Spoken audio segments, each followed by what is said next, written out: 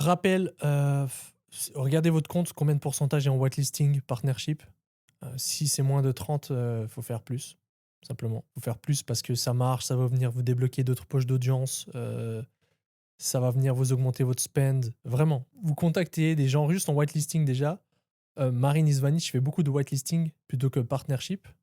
Nous, on fait un peu les 2. Whitelisting, c'est vraiment ça marche bien pour débloquer des nouvelles poches d'audience. Parce qu'en fait, vous pouvez même montrer la même pub, plusieurs fois avec différentes pages. Ouais, vraiment, regardez si vous êtes en dessous de 30, il faut que vous fassiez plus de whitelisting. Vous mettez même vos ads winneuses. Nous, on met nos ads winneuses avec différentes pages et tu as des ads qui sont beaucoup plus winneuses avec des pages whitelisting. Et c'est la même ads. Simplement, c'est juste la page qui change. C'est-à-dire que la page a un levier. Donc ça, c'est un truc que j'ai retenu. Après, pour être honnête, j'étais pas ultra focus. Des fois, j'étais pas ultra focus. Ouais, c'est c'est étrange ça. C'était, en fait, il y avait beaucoup de value, mais c'était très condensé. C'est-à-dire qu'on a eu, je crois, 8 présentations dans une journée, entre 9 h le matin et 4 h 30 le soir. Donc il y avait Ah ouais. 300 personnes dans une salle.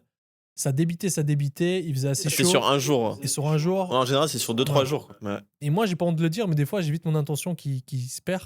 J'étais focus sur ce qui était intéressant. Ok, il y avait plein de trucs intéressants, j'ai pris pas mal de notes. Et après, on a encore les replays. De quick win que j'ai appris au niveau media buy, c'est plus un quick win au niveau de Google.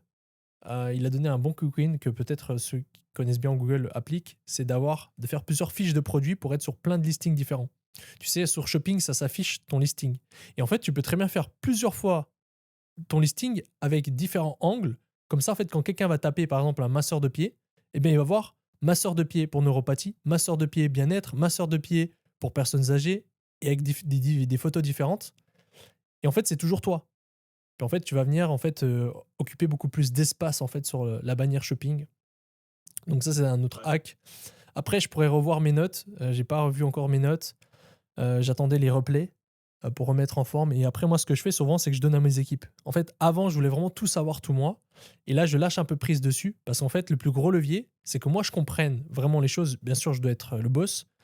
Mais mes équipes doivent être experts dans les choses techniques. Puis dans toutes les valeurs, les petits trucs, etc., bah, c'est à eux que je dois donner. Et maintenant, ce que je fais, c'est qu'en fait, je leur donne accès à tout ce que moi, j'apprends. Et je leur demande de revoir et d'améliorer les process avec.